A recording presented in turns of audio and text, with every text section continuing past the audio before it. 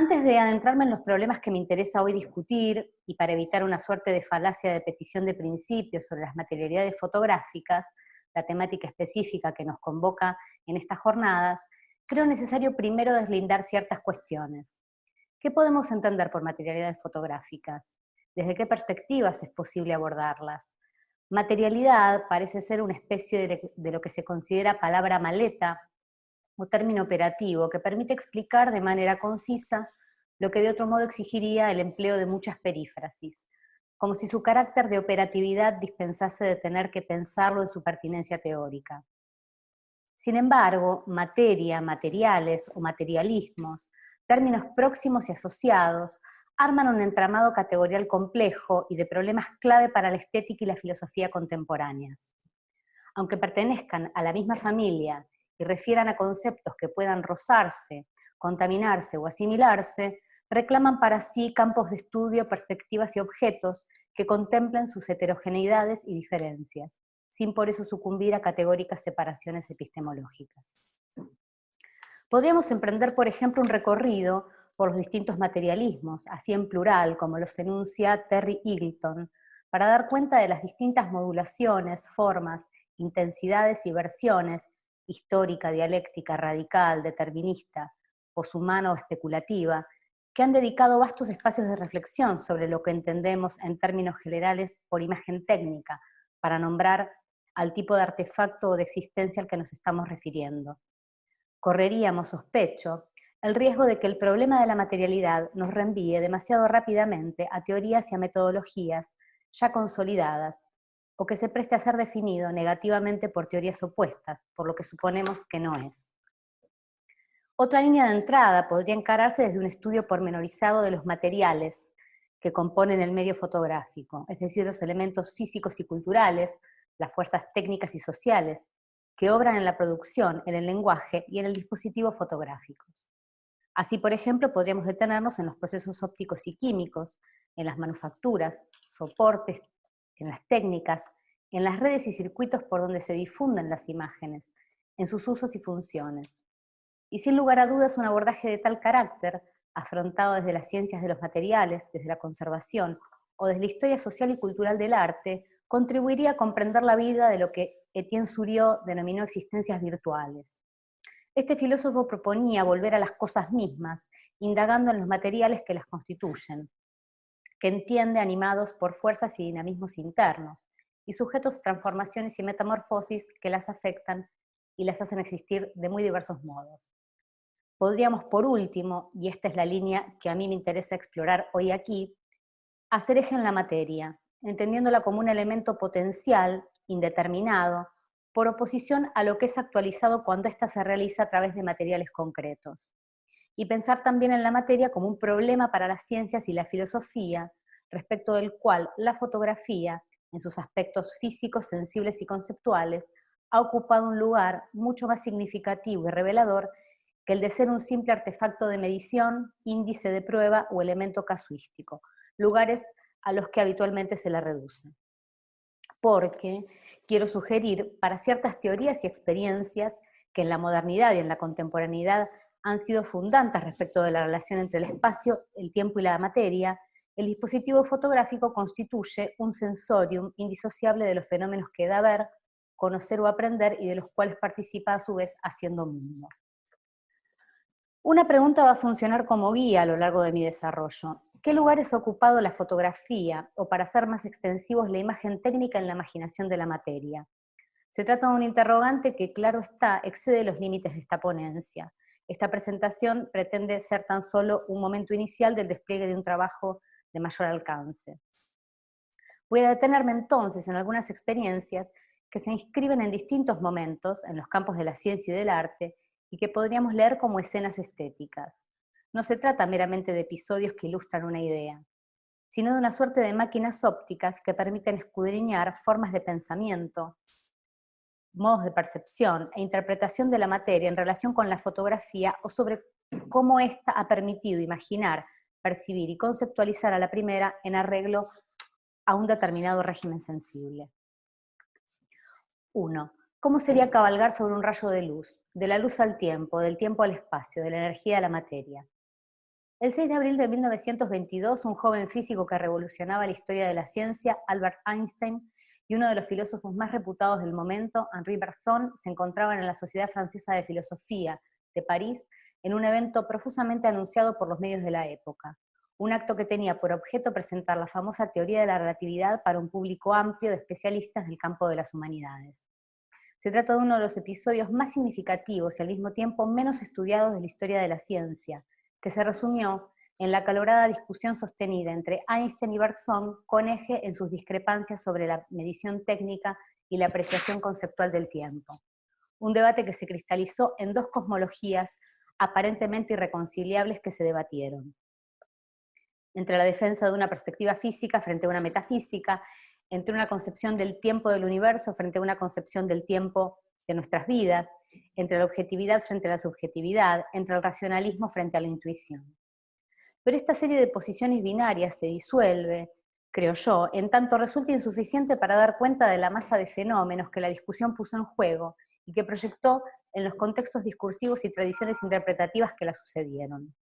Entre las cuestiones que desbordan los límites estrictos de esa discusión, me interesa la serie de entidades que la historiadora de la ciencia de la Universidad de Princeton, Jimena Canales, autora de El físico y el filósofo, un volumen publicado en 2019 que resume los términos del contrapunto entre ambos intelectuales, agrupa en el apartado llamado Las cosas, y respecto de las cuales nos advierte, no fueron solo objetos que irrumpieron en sus debates, no fueron meros ejemplos ilustrativos, no fueron solo herramientas para comunicar sus argumentos. Y es que tanto los relojes como el telégrafo, el teléfono, las comunicaciones radiales, las películas cinematográficas, los átomos, las moléculas y también los dispositivos fotográficos de distinto tipo, fueron elementos que conmovieron los andamiajes ontológicos de esa discusión. Es conocido el decurso que tuvieron las formulaciones de Einstein desde 1905, el considerado Annus Mirabilis, el año milagroso, cuando en la revista Annalen der Physik publicó 4 artículos clave para la física moderna. El del efecto fotoeléctrico, por el que él recibió el premio Nobel, el relativo al movimiento browniano, el que demostraba la equivalencia entre materia y energía, y el de la teoría de la relatividad especial que precedería al de la relatividad general, hecho público en 1915. Recordemos que para apoyar sus cálculos, Einstein necesitaba expresar cómo se conectaban el espacio y el tiempo en una estructura flexible que los contuviera, así como verificar la curvatura del espacio-tiempo. En 1912 hizo un llamamiento a la comunidad internacional de científicos para tal demostración, con la consigna de salir y medir. Solo se precisaba contar con las condiciones estelares apropiadas, que la intensidad lumínica fuese baja, de tal forma de poder acceder a la luz de las estrellas detrás del Sol, es decir, que aconteciera un eclipse total de Sol. Astrónomos y astrofísicos de todo el mundo emprendieron entonces una suerte de carrera armamentística en la que compitieron por poner a prueba las predicciones de la teoría, desde el astrónomo Erwin Freundlich del Observatorio Real de Berlín, pasando por William Wallace Campbell, un ingeniero especializado en espectroscopía, director del Observatorio de la Universidad de California, hasta las primeras experimentaciones llevadas a cabo en nuestro Observatorio Astronómico de Córdoba, el más antiguo de América Latina. Fue finalmente el astrónomo británico Arthur Stanley Eddington, director del Observatorio de la Universidad de Cambridge, el jefe de la expedición enviada para observar el eclipse en la isla Príncipe Eduardo, en la costa de África Occidental, y así comprobar con una fotografía astronómica si la trayectoria de la luz estelar se desviaba al pasar por una región con un fuerte campo gravitacional y evaluar cuál sería la magnitud de esta alteración. Esta empresa es considerada como la primera prueba experimental de la teoría de la relatividad general, según la cual la materia y la energía distorsionan la malla del espacio-tiempo, y en consecuencia la trayectoria de la luz que viaja a través de la misma. Como sabemos, al comprobarse las ideas del espacio-tiempo curvo de Einstein, los resultados de las observaciones del eclipse cambiaron radicalmente la concepción que se tenía sobre el universo, basada hasta entonces en la teoría newtoniana. Lo que me interesa subrayar aquí es que la fotografía cumplió un papel imprescindible en esa nueva comprensión del mundo, en tanto hizo posible un conocimiento sobre aquello para lo cual no se tenían herramientas que permitieran comprenderlo o explicarlo. Ofreció pautas para saber cuáles eran las nociones que regían el modo de construir un imaginario sobre la materia, y al mismo tiempo creó formas de imaginar los aspectos desconocidos, según sus propios modos de accesibilidad, sus técnicas de descripción y sus dispositivos de visualización. Quiero decir, desde la epistemología de la física moderna, la fotografía está en el fundamento mismo del saber sobre la materia, y lo está a partir de la sustanciación de una noción compleja de medio, que no se reduce al instrumento de comprobación científica, sino que deviene la materialidad misma que define su objeto, el testimonio del descubrimiento de otro mundo sensible, el mundo de la luz entendida como materia. La fotografía es entonces el medium por excelencia que da acceso a un medio sensible inédito, y la ciencia que capta este medio sensible nuevo escribe a su vez sus propios logros en la configuración del dispositivo. Estoy siguiendo en mi concepción del medio fotográfico la distinción que establece Jacques Rancière en francés entre los términos médium, moyen y milieu, y sus connotaciones asociadas. Medium se refiere a la idea del medio como instrumento o agente, moyen al medio en un sentido instrumental, relacionado con la idea de intermediario o transmisor que permite realizar una acción. En tanto que milieu, que es la que me interesa pensar en relación con este desarrollo, contiene un sentido espacial, social y cultural, y se refiere a la idea de mundo de vida relacionado con un sensorio. Podríamos abreviar el proceso que encarna la fotografía moderna diciendo que es el de transformación de la distancia en el espacio a la distancia en el tiempo, y el de la creación de una nueva entidad, la instantánea fotográfica, a partir de la materia prima de esa duración. Es contra esta instantaneidad, que se asimila al tiempo espacializado y medido de la ciencia, que Henri Bergson postulaba una metafísica basada en la duración del tiempo bajo la forma del flujo, y también desde una propuesta de inmersión en las cosas, porque ellas evidencian, decía él, si no la ausencia total de duración, al menos el momento de su detención, conservando la huella del gesto que se deshace. Para Bergson, entre conciencia y materia, memoria y materia, duración y materia, no hay diferencia, sino de naturaleza, grado e intensidad. En el prefacio de Materia y Memoria, ensayo sobre la relación del cuerpo con el espíritu, aparece delineada toda una ontología de la imagen. Allí dice, cito, la materia para nosotros es un conjunto de imágenes, y por imagen entendemos una cierta existencia, que es más que lo que el idealista llama una representación, pero menos de lo que el realista llama una cosa, una existencia situada a medio camino entre la cosa y la representación. Fin de cita. Según Bergson, entonces, las imágenes, movimiento o el universo se ubican a medio camino entre la cosa y la representación. Son imágenes que no existen para la conciencia, imágenes en sí. Este en sí de la imagen la dota de una suerte de vida propia, independiente de la percepción por un sujeto cognoscente. Así entendida, la fotografía es un movimiento congelado en una pose, un instante cualquiera arrancado del movimiento general de las cosas en el mundo, que articula tiempo, materia y memoria. Por un lado, el problema de la relación entre la duración y el recuerdo está inscripto en el propio dispositivo técnico, ya que el acto de disparar una toma produce un intervalo, un desfasaje temporal que Bergson llama memoria. Así, el vínculo entre artefacto y pensamiento reposa en la analogía técnica que emparenta el funcionamiento de la memoria con el de la máquina fotográfica. Esa memoria, según el historiador Mauricio Lisowski, es la duración en un sentido amplio, consiste en hacer fluir el tiempo por fuera de la imagen, ya que es en la espera que el tiempo puede refugiarse mientras se desvanece la imagen y donde surge el durar diferenciado y el devenir de los instantes. Por otro lado, podríamos pensar que la imagen derivada de ese proceso conforma una superficie densa donde colisionan materiales de distintas naturalezas, procedencias y temporalidades que actúan en un campo relacional entre diversas entidades y modos de existencia. 2. Del plano de inmanencia a un puro afuera, entre la imagen movimiento y la materia oscura. Para Bergson, la instantánea habría encontrado su realización máxima en el cine, en lo que llamaba la ilusión cinematográfica, un mecanismo que ofrece la reconstitución artificial del movimiento de las cosas desde imágenes fijas producidas en instantes diferentes, a cambio de la pérdida del tiempo como duración. La noción bergsoniana de imagen-movimiento, al hacer de la materia imagen y de la imagen conciencia, da lugar a un materialismo vitalista en el que la materia misma se constituye como conciencia virtual, y las propias imágenes que la atraviesan son la forma de una realidad articulada en una dimensión psíquica o espiritual.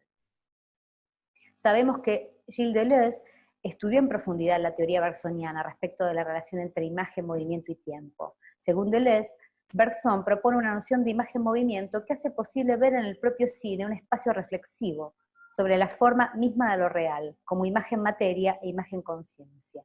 Y advierte que a pesar de que Bergson ve en la reconstrucción artificial del movimiento del cine el modelo de una razón que sustituye la duración por cierto esquematismo de la representación, a su vez sienta las bases para una comprensión del cine mismo y de una metafísica de la imagen capaz de aprehender lo real.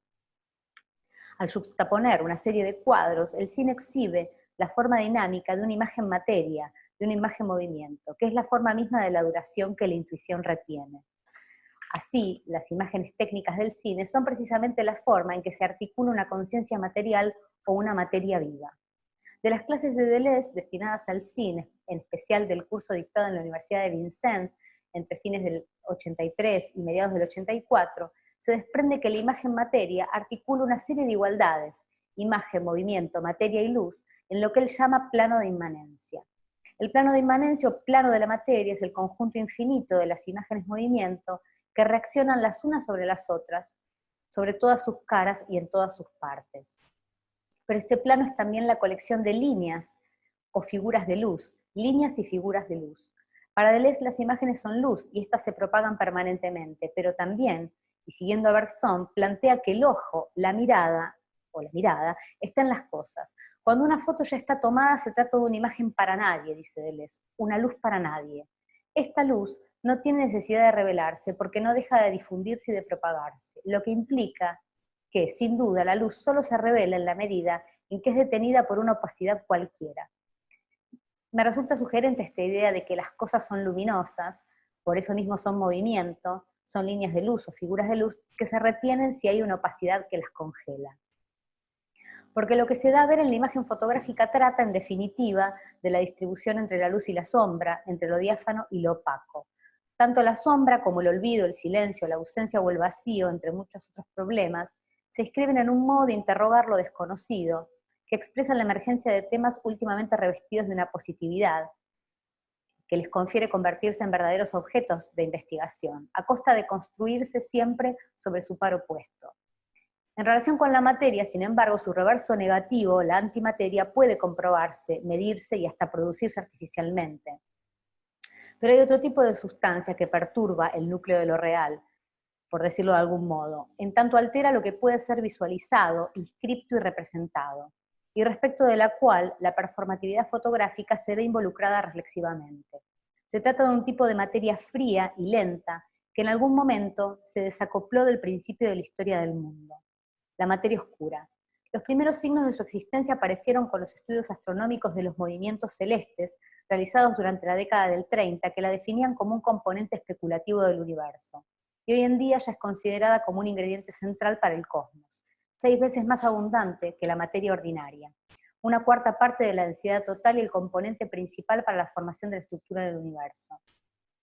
El 10 de abril de 2019 se anunció un hito de la radioastronomía. Finalmente se podía apreciar uno de los elementos que presuntamente forman parte de la materia oscura, la imagen de un agujero negro supermasivo conocido como M87 estrella en la constelación de Virgo, que tiene la masa de 6.500 millones de soles y cuya sombra, así es como se llama la forma producto del desvío de la luz que está próximo a un agujero negro, era capturada por el Event Horizon Telescope, un telescopio virtual del tamaño de la Tierra.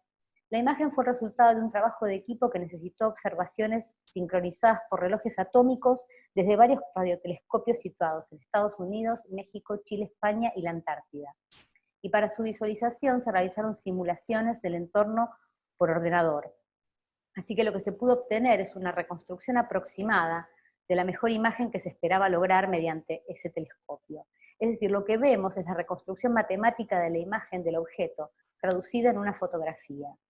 Esta performatividad del registro digital permite repensar lo fotográfico como una máquina conectiva, que habilita no solo un nuevo paradigma estético, sino también uno experiencial totalmente inédito. No se trata de una desmaterialización del registro, como nos hacen suponer algunas teorías sobre las nuevas programaciones de fotográfico, sino mejor de una rematerialización que pone en juego otros elementos sensibles y que, en el debilitamiento de la referencialidad, es algo que está allí y no simplemente la huella de algo que estuvo, puede ser pensada ella misma como un mundo posible, que en este caso exhibe paralelamente otro mundo posible, el puro afuera del espacio exterior. 3. De materialidades y materiologías. Para finalizar, sería injusto cerrar este breve recorrido o genealogía un tanto caprichosa por los avatares de la relación entre materia e imagen técnica, sin recordar cómo en la prehistoria de la fotografía o en la historia fundacional de sus orígenes, allí donde al decir de Jeffrey Batchen la fotografía nacía como idea y como deseo, también se prefiguraba una concepción de la materia que con sus derivas iba a atravesar todo el desarrollo del medio y encontrar sus formas de refundarse en las estéticas contemporáneas. En 1802, Tom Wedgwood publicaba uno de los artículos más antiguos sobre experimentos orientados al proceso fotográfico. Descripción que se llama Descripción de un método para copiar pintura sobre cristal y para crear perfiles por medio de la luz sobre nitrato de plata. En este artículo se resumían los términos de sus trabajosas investigaciones sobre materiales. Con nitrato de plata, Wedgwood había creado registros de objetos reales sobre papel o cuero, a través de una especie de calco generado por el frotado de los cuerpos, de una captura física del original sin espesor. Según el investigador Rodrigo Zúñiga, este protofotógrafo inauguró, sin proponérselo, una línea en la conceptualización de la fotografía entendida como un ensamble táctil óptico. Nos dice, cita, la fotografía es un asunto de dos cuerpos aproximados que colisionan con suavidad. Fin de cita. Que la fotografía sea un asunto de roce de cuerpos me interesa no tanto por la cercanía entre la mano que deposita un elemento cualquiera sobre una superficie y su captura física, aspecto que según Zúñiga le emparentaría con las antiguas prácticas gráficas. Me interesa más por las objetualidades que más allá de toda mediación subjetiva, el medio fotográfico pone en tensión. Porque allí donde se produce lo fotográfico como encuentro de materialidades, ocurre un contacto vibrante en una trama material y espacio-temporal precisa, donde opera la diferencia entre la inmovilidad y el flujo de tiempo que quedó atrapado en la imagen. Los precursores de la fotografía percibieron tempranamente esta complejidad en la relación entre materia y fotografía. La experimentaron como hallazgo antes que como invención. La advirtieron antes de ensayar cómo funcionaba con materiales técnicos específicos y de extraer de allí una lógica. Hippolyte Bayard, como todos sabemos, trascendió en la historia de la fotografía por sus investigaciones en la fijación de la imagen, en especial por el desarrollo de un procedimiento de positivo directo que obtenía imágenes únicas. Sus dibujos fotogénicos, como los llamaba, eran tomados a partir del empleo de la cámara oscura y del papel como soporte. Sin embargo, mucho antes de estas pruebas con materiales sensibles, Bayard experimentó cómo operaba el principio fotográfico a partir de una revelación. Su padre era un juez de paz que vivía en el campo y solía cultivar duraznos en el jardín familiar. Cada año regalaba cestas de frutas rubricadas con su nombre a los amigos. Cuando la fruta estaba creciendo, pero antes de que se tornara de un rojo brillante, el padre calaba sus iniciales en un papel que pegaba en los duraznos y los dejaba al sol para que maduraran. Cuando quitaba esos trozos de papel, las letras aparecían blancas sobre el fruto enroquecido. Libre juego entre la luz y la materia, entonces, y una prehistoria posible de inscribirse sobre la fotografía, que mucho antes de ser idea o deseo fue una especie de intuición.